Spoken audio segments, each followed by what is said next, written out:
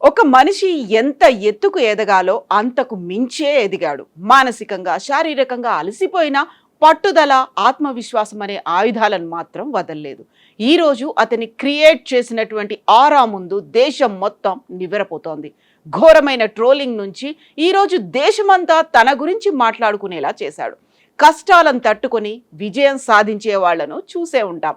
విమర్శలను తట్టుకొని ముందుకు వెళ్లే వాళ్ళను కూడా చూసుంటాం. కానీ ఈ రెండింటిని ఏకధాటిగా మోస్తూ అత్యున్నత స్థానానికి చేరడమే కాదు, చరిత్రలో నిలిచిపోయాడు. నెక్స్ట్ జనరేషన్ సగర్వంగా చెప్పుకునేలా ఒక ట్రెండ్ సెట్ చేశాడు. ఈ మధ్య కాలంలో ఇలాంటి చరిత్రను పుస్తకాల్లో చదువుకోవడం తప్ప ప్రత్యక్షంగా చూసింది లేదు. శిఖరానికి చేరుకొని రాబోయే తరాలకు స్ఫూర్తిగా నిలిచాడు. సినిమాలకు పనికి రాడన్నారు, యాక్టింగ్ రాదు, ఫేస్ వాల్యూ లేదని అవమానించారు. సూపర్ హిట్లు కొట్టడంతో స్టార్ హీరో కాలేడని కామెంట్స్ కూడా చేశారు. ఇండస్ట్రీ హిట్ కొట్టిన రీమేక్ హీరో అనే స్టాంప్ వేశారు. టాప్ హీరోల్లో ఒకడిగా ఎదిగాక అదృష్టం అంటూ చిన్న చూపు చూశారు. అగ్ర హీరోగా జనాలు బ్రహ్మరథం పడితే అసూయతో చాలా మంది రగిలిపోయారు. రాజకీయ ప్రవేశం అంటే నవ్వుకున్నారు. పార్టీ ప్రకటించగానే అంత సీన్ లేదన్నారు.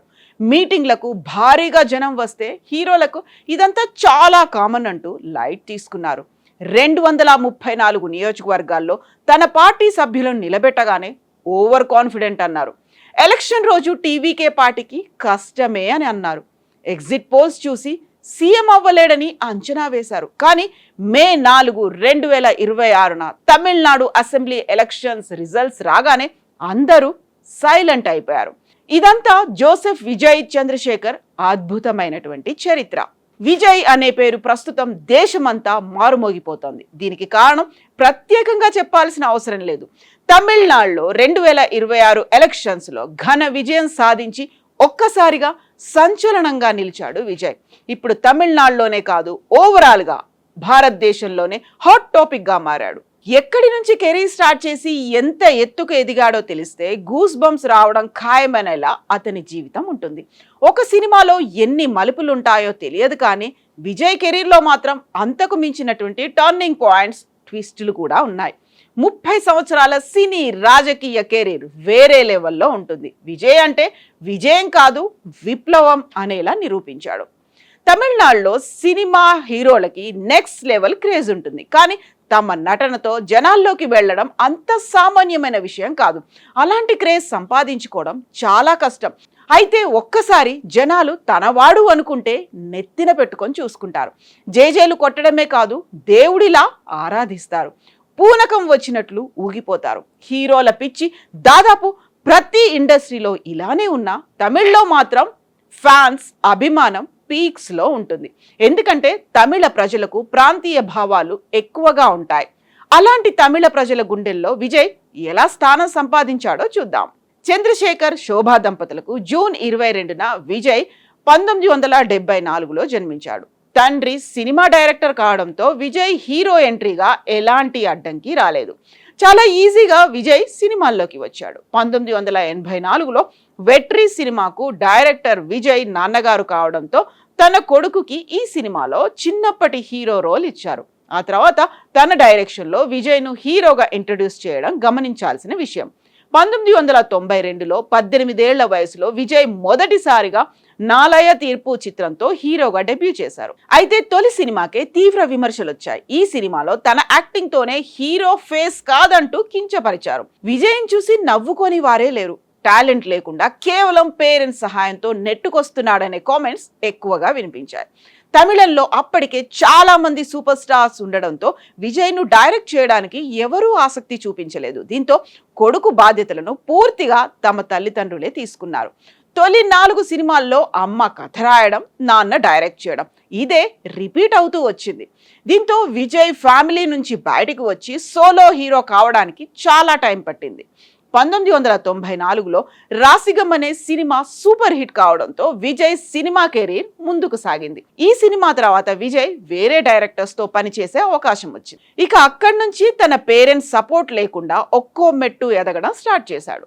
1996 ప్రారంభంలో romantic comedy cinema Coimbatore Mappillai box office వద్ద సూపర్ హిట్ కావడంతో పాటుగా విక్రమన్ దర్శకత్వం వహించిన పూవే ఉనక్కాగా సినిమా విజయ్కు క్రేజ్ని తీసుకొచ్చింది. అప్పటి వరకు అడపాదడపా హిట్లు, అప్పుడప్పుడు మంచి హిట్లు కొట్టిన పాత్ బ్రేకింగ్ మూవీ రాకపోవడంతో ఒక సాధారణ హీరోగా మిగిలిపోయాడు. ఒక హీరోని సూపర్ స్టార్గా నిలబెట్టాలంటే ఖచ్చితంగా ఒక ఇండస్ట్రీ హిట్ కావాల్సిందే. 2004లో గిల్లీ సినిమాతో విజయ్కు ఆ బిగ్ బ్రేక్ వచ్చింది. ఒక రకంగా చెప్పాలంటే విజయ్ సినిమా కెరీర్ గిల్లీకి ముందు, గిల్లీ తర్వాత అని చెప్పుకునేలా ఈ సినిమా తలపతి కెరీర్లో ఒక మైల్ స్టోన్గా నిలిచిపోయింది. ఆల్ టైమ్ బ్లాక్ బస్టర్ గా, ఇండస్ట్రీ హిట్ గా సంచలనం సృష్టించింది. ఈ సినిమా నుంచి విజయ్ కు ఫ్యాన్స్ బాగా పెరిగిపోయారు. ఇప్పటికీ ఈ సినిమా అంటే ఫ్యాన్స్ పడి చేస్తారు. తెలుగు సినిమాలు ఒక్కడు, పోకిరి, నువ్వు నాకు నచ్చావు, పెళ్లి సందడి లాంటి బ్లాక్ బస్టర్ సినిమాలకు అక్కడ రీమేక్ చేసి స్టార్ హీరో అయ్యాడు. 2007లో వచ్చిన పోకిరితో పాటుగా విజయ్ హిట్లు కొట్టిన చాలా సినిమాలు తెలుగు సినిమా రీమేక్స్ కావడంతో విమర్శలు ఆగలేదు. ఒకవైపు సీనియర్స్ రజనీకాంత్, కమల్ హాసన్ ప్రతిష్టాత్మక సినిమాలు చేస్తున్నారు. మరోవైపు సూర్య, విక్రమ్ ప్రయోగాలతో సంచలన హిట్స్ అందుకుంటుంటే విజయ్ రీమేక్ చేస్తున్నాడంటూ చిన్న చూపు చూసేవారు. ఫ్యాన్స్ ఎంతమంది ఉన్నా విజయ్కు ఒక రీమేక్ హీరోని స్టాంప్ వేసి అతన్ని కిందకు లాగే ప్రయత్నం చేశారు. ట్రోల్స్ చేశారు. సొంత స్క్రిప్ట్ తో సినిమాలు తీసి హిట్ కొట్టలేడని విమర్శించారు. దీంతో విజయ్ తనని తాను మరోసారి ప్రూవ్ చేసుకోవాల్సిన సమయం వచ్చింది. వరుస హిట్లతో ఒక స్టార్ హీరో కేటగిరీలో చేరిన జనాలు మాత్రం ఒక పరిపూర్ణ హీరోగా చూడలేదు. డాన్సులు ఇరగదీసే విజయ్ తమిళ సినిమా ఇండస్ట్రీలో స్పెషల్ క్రేజ్ దక్కించుకున్నారు. విశేషం ఏంటంటే అప్పట్లో విజయ్ ఒక్కడే తన డాన్స్తో ఫ్యాన్స్ను సంపాదించుకున్నాడు. డాన్స్ మాత్రమే కాదు, తనలోని సింగింగ్ టాలెంట్ కూడా ఉందని నిరూపించి ఆల్రౌండర్ గుర్తింపు తెచ్చుకున్నాడు విజయ్. బాక్సాఫీస్ వద్ద తన సినిమాలతో షేక్ చేసిన విజయ్ను ఎవ్వరూ లెక్క చేయలేదు.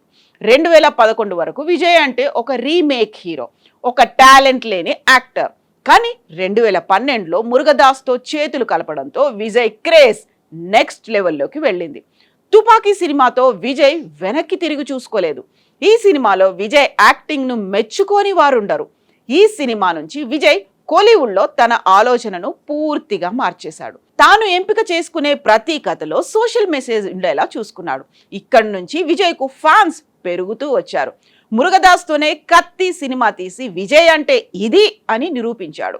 ముఖ్యంగా యూత్ విజయ్ సినిమాలు అంటే పిచ్చి పిచ్చిగా ఎగబడేవారు. జనాలు అభిమానించడం మానేసి ఆరాధించడం మొదలుపెట్టారు.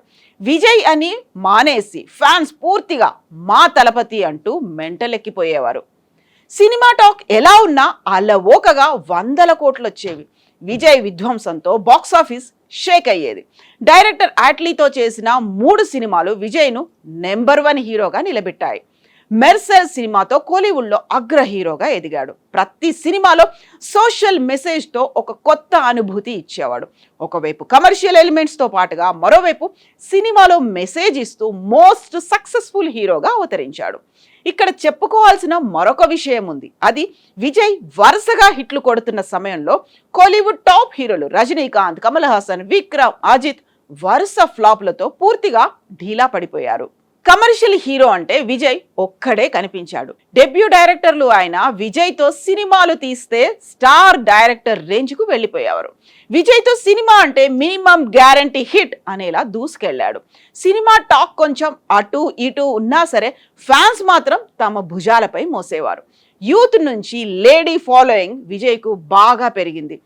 విజయ్ను ఇష్టపడని వారంటే ఎవరూ లేరనే స్థాయికి ఎదిగాడు. విజయ్ చేసిన చివరి 4 సినిమాల టాక్ ఆశించిన స్థాయిలో లేకపోయినా అతనికి ఉన్న విపరీతమైన ఫాలోయింగ్ కారణంగా బాక్సాఫీస్ వద్ద బంపర్ హిట్ కొట్టాయి. తుపాకీ, కత్తి, ఏజెంట్ భైరవ, తేరి, మెర్సల్, బిగిల్, సర్కార్ ఇలా తన ప్రతి సినిమాలో సామాజిక అంశాలను ప్రస్తావించాడు. భయంకరమైన కోవిడ్ సమయంలో మాస్టర్ రిలీజ్ అయిన విజయ్ క్రేజ్ దెబ్బకు వసూళ్ల వర్షం కురిసింది. బీస్ట్ కు ఫ్లాప్ టాక్ వచ్చిన విజయ్ క్రేజ్ తో అలవోకగా 300 కోట్లు వచ్చి చేరాయి. మాస్ హీరోగా పేరున్న వారసుడు సినిమాతో ఫ్యామిలీ సినిమా తీసి బిగ్ హిట్ కొట్టాడు. లియో అంచనాలను అందుకోకపోయినా ఏకంగా 620 కోట్లను, గోట్ సినిమాపై విమర్శలు వచ్చినా దాదాపుగా 500 కోట్లు వసూలు చేసిందంటే విజయ్ స్టామినా అనే చెప్పుకోవాలి. ప్రజల్లో ఎంతో ఫాలోయింగ్ సంపాదించుకున్న విజయ్ ఇక పూర్తిగా రాజకీయాల్లోకి రావాలని నిర్ణయించుకున్నాడు. 2009లోనే విజయ్కు భారీగా ఫ్యాన్స్ ఏర్పడ్డారు. దీంతో ఇక్కడి నుంచే విజయ్ రాజకీయానికి బీజం పడింది. 2009లో విజయ్ తన అభిమాన సంఘం విజయ్ మక్కల్ ఇయక్కంను ప్రారంభించాడు. ఈ సంస్థ 2011 తమిళనాడు అసెంబ్లీ ఎన్నికల్లో ఏఐఏడిఎంకే నేతృత్వంలోని కూటమికి సపోర్ట్ చేసింది. రాజకీయాల్లో తాను ఎందుకు వచ్చాడో కారణం కూడా క్లియర్గా చెప్పుకొచ్చాడు. తనను 30 ఏళ్లుగా ఆదరిస్తూ వస్తున్న అభిమానుల శ్రేయస్సు కోసం రాజకీయాల్లోకి వస్తున్నానని భారీ ప్రకటన చేశాడు. 2024లో తమిళగ వెట్రి కజగం అనే తన పార్టీని స్థాపించి అధికారికంగా తమిళనాడు రాజకీయాల్లోకి ప్రవేశించాడు.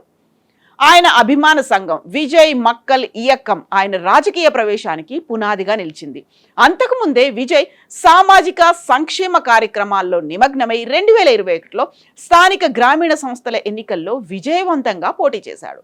2026 అసెంబ్లీ ఎన్నికలను లక్ష్యంగా పెట్టుకున్న విజయ్ అవినీతి వ్యతిరేక, సామాజిక న్యాయం, తమిళ ఆత్మగౌరవం వంటి అంశాలపై దృష్టి పెట్టి అధికారంలో ఉన్న డిఎంకే, ప్రతిపక్ష ఏఐఏడిఎంకేలకు సవాల్ విసిరాడు. అంతేకాదు ఒక్కసారి రాజకీయాల్లోకి అడుగు పెడితే ఇకపై సినిమాలు చేయనని చెప్పి బిగ్ షాక్ ఇచ్చాడు.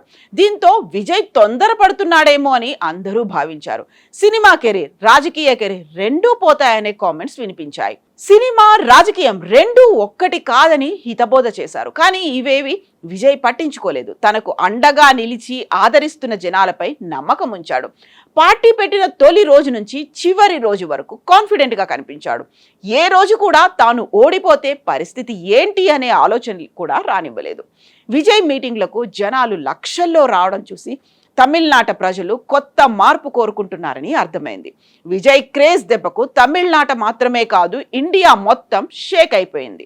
అదే సమయంలో తమిళనాట రెండు పార్టీలు ప్రజలను సమర్థవంతంగా పరిపాలించడంలో విఫలమయ్యాయి.